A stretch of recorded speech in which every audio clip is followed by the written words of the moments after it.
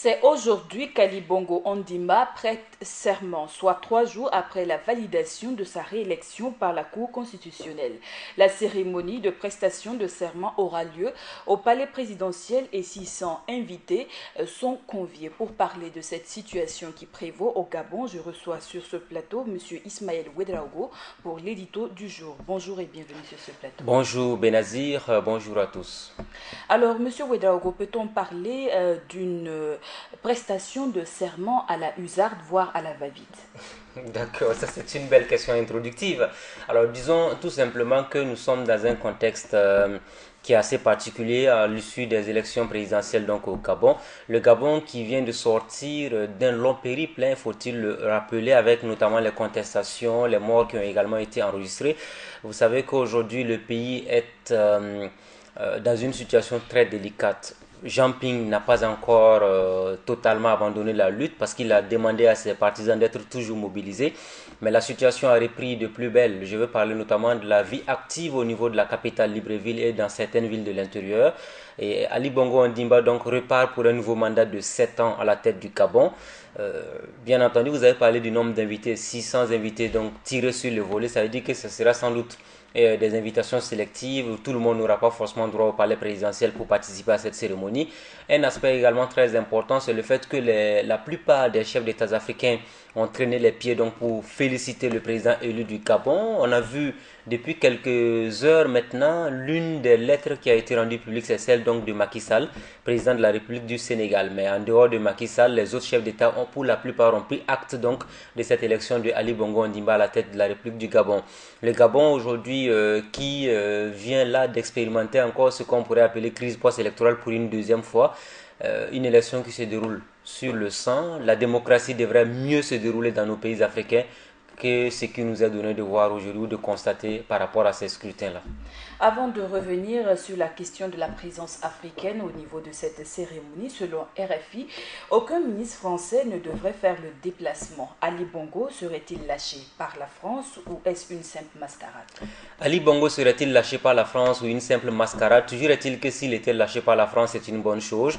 Vous savez qu'aujourd'hui, on a dénoncé à un moment donné une certaine implication trop étendue, voire trop appuyée donc de la France par rapport à cette élection présidentielle au Gabon. Rappelez-vous Manuel Valls qui a demandé le recomptage des voix. Rappelez-vous également du ministre français des Affaires étrangères. Vraiment, la classe politique française, beaucoup en tout cas d'acteurs politiques français, se sont vite intéressés à l'élection présidentielle au Gabon, de telle sorte qu'on s'est demandé à un moment donné si le Gabon était une colonie française d'outre-mer, à l'image de ce qu'on a tendance à constater un peu partout dans les Antilles ou dans les Caraïbes. Toujours est-il qu'un ministre français participe ou pas à cette investiture, à notre humble avis, cela ne devrait poser aucun problème.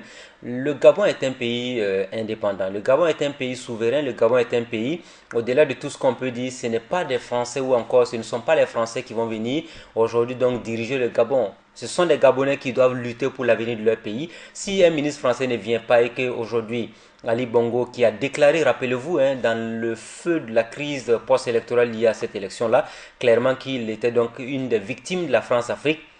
Allez-y comprendre. France-Afrique, ça veut dire qu'on a encore cet effet domino de la France sur ses anciennes colonies africaines. Si cela n'est plus le cas, ça veut dire que le Gabon serait donc bienvenu aujourd'hui dans le cercle très restreint d'autres pays comme la Chine, qui aujourd'hui, faut-il le rappeler, ne demande pas plus de démocratie, mais souhaite plutôt mettre en avant ses intérêts. Alors, que les ministres français viennent ou pas à une cérémonie d'investiture en Afrique, à notre humble avis, il faut qu'on arrive à couper justement ce cordon ombilical entre la France et les pays africains. Parce que, en fait, le plus important ici, c'est l'avenir d'abord des Gabonais. Si aujourd'hui, rappelez-vous ce qu'Emmanuel Valls a eu à tenir comme propos au lendemain de la crise née de cette élection présidentielle au Gabon, il a dit que leur mission essentielle c'était de protéger les 15 000 Gabonais les 15 000 Français qui sont au Gabon. Mais est-ce que la vie des 15 000 Français qui sont au Gabon, elle est plus importante que celle même des Gabonais? Vous savez, souvent quand on est acteur politique, quels que soient les types de déclarations que l'on doit faire, on doit se dire qu'il faut faire attention aux propos que l'on tient. Aujourd'hui, Manuel Valls, qui est Premier ministre français, qui avait demandé le recomptage des voix comme s'il était un acteur clé de la politique gabonaise, qui n'a pas obtenu gain de cause, qu'aucun ministre français ne se déplace au Gabon également, mais c'est tant mieux même, c'est du reste du pain béni pour Ali Bongo Ondimba qui va pouvoir désormais couper tout ce qui est lien forcément étroit avec la France, parce qu'on a vu que sous la gestion de son père Omar Bongo, c'était l'un des représentants officiels avec Félix Houphouët-Boigny donc sur le continent africain qui était les géniteurs, les continuateurs et tout ce qu'il fallait trouver comme qualificatif pour matérialiser la France-Afrique. Maintenant qu'il n'y a plus ce contexte-là, si on est dans une nouvelle dynamique et que les Français ne venaient pas, c'est tant mieux. Et même, je dirais, c'est une bonne nouvelle pour les Gabonais. Il faut que les Gabonais se le disent. Personne ne va venir défendre leur intérêt à leur place. Et ce ne sont pas surtout les Français qui le feront. Eux qui ont assez de problèmes. Il faut y faire un trou pour comprendre. On se souvient que pourtant en 2009, Omar Bongo, Ali Bongo Ondimba, a été félicité par l'ancien président Sarkozy. Est-ce qu'en 2009, le jeu en valait la chandelle plus qu'en 2016? Alors rappelez-vous que les liens entre le Gabon et la France, les liens se sont naturellement je dirais, crispé depuis un bout de temps. Rappelez-vous, 2009, il y a eu les félicitations de Sarkozy. Sarkozy qui, du reste, s'était déplacé pour les obsèques de Omar Bongo à l'image de plusieurs chefs d'État africains. Bien entendu. Mais vous savez que en 2012, il y avait cette déclaration de Manuel Valls sur une émission de France 2, On n'est pas couché, où il avait dit clairement que oui, le Gabon, oui, il avait été élu parce qu'on se rappelle qu'Ali Bongo était allé donc marcher avec d'autres chefs d'État africains sans aucune honte dans les rues de Paris parce qu'il y avait eu des attentats, même si on sait que nous sommes solidaires de toutes les personnes qui en ont été victimes. On se rappelle également des larmes d'un certain Yahi Boni, entre autres anciens présidents du Bénin. Mais qu'est-ce qui s'est passé en son temps? Le plus dur, c'était que les médias français avaient dénoncé le fait qu'on avait affaire aujourd'hui à un chef d'État qui ne serait pas bien élu. Manuel Valls avait clairement dit en tant que Premier ministre français qu'il avait été élu, mais pas dans les bonnes conditions comme il se devait. François Hollande avait également tenu des propos similaires. Conséquence, depuis cette période-là jusqu'à nos jours, Ali Bongo Ondimba et la France, il y a quand même des dissensions qui finalement se sont exacerbées davantage avec la crise post-électorale née de la dernière présidentielle dans le pays. Vous savez, moi je ne fais même pas du tout de la fixation de la présence française au Gabon. Qu'il y ait des Français qui participent à une investiture d'un chef d'État africain purement, ben, ça n'intéresse pas vraiment la population locale gabonaise. Les Gabonais qui sont sortis, qui sont allés voter, les Gabonais qui ont été tués suite aux différentes manifestations voudraient qu'on rende justice à toutes les personnes qui sont tombées parce qu'ils voulaient plus de démocratie et ainsi de suite. Voilà. Mais si aujourd'hui on va se mettre à discuter et épiloguer indéfiniment sur ce que vaut la France par rapport à l'élection présidentielle gabonaise, je pense qu'on ne s'en sortira pas. De toute façon, il y a un aspect très important à soulever. Quand un président français est élu et qu'il doit prêter serment, on ne lutte pas pour que des pays africains viennent là-bas. Donc du coup, il faut que nous aussi on se dise, nous sommes des pays souverains et indépendants, on n'a pas besoin de la France forcément pour nous développer.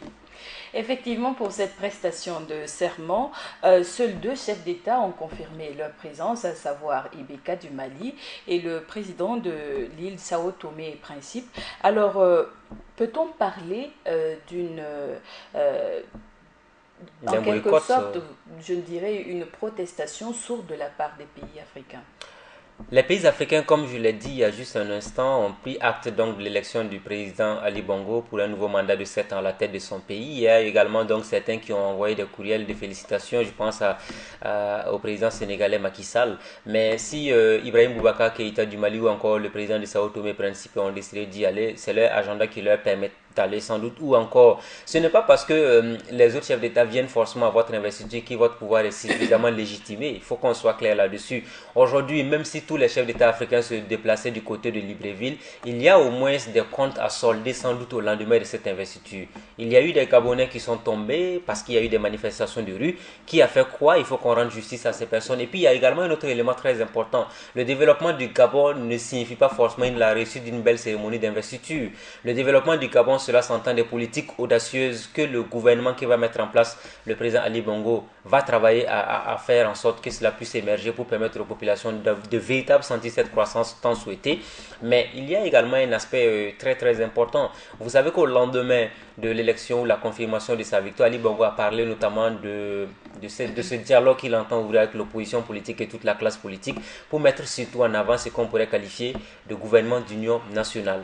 Quand on parle de gouvernement d'union nationale en tant que président élu, ça veut dire qu'on a justement compris qu'il y a crise et la crise ne saurait se régler en laissant d'autres personnes sur le carreau. Et je pense que c'est dans ce contexte-là que l'actuel président du Gabon s'inscrit. Il a tous les intérêts du monde à faire en sorte que son adversaire Jean Ping accepte de travailler avec lui pour l'intérêt supérieur du peuple gabonais. J'espère que lui aussi il va le faire, mais s'il ne l'accepte pas, bon, on se dit aussi que ça va être assez difficile. Pour un petit pays comme le Gabon, il est important que les populations se disent que c'est l'intérêt supérieur du pays qui compte le plus, mais non la défense avec des acteurs politiques. Parce que de ce qu'on sait de nos pays africains, quand vous êtes un acteur politique chevronné, quand il y a des manifestations de rue, tout ce qu'ils savent faire de mieux, c'est de prendre leur famille et puis disparaître, laisser la population analphabète, la population qui souffre là dans la rue, et c'est elle qui tire toujours, je dirais donc, le lourd tribut de ces différentes manifestations. On se rappelle du cas de Blaise Compaoré au Burkina, il a fui avec toute sa famille, mais aujourd'hui, il y a eu des Burkinabés qui sont morts à cause de lui parce qu'il voulait s'accrocher au pouvoir.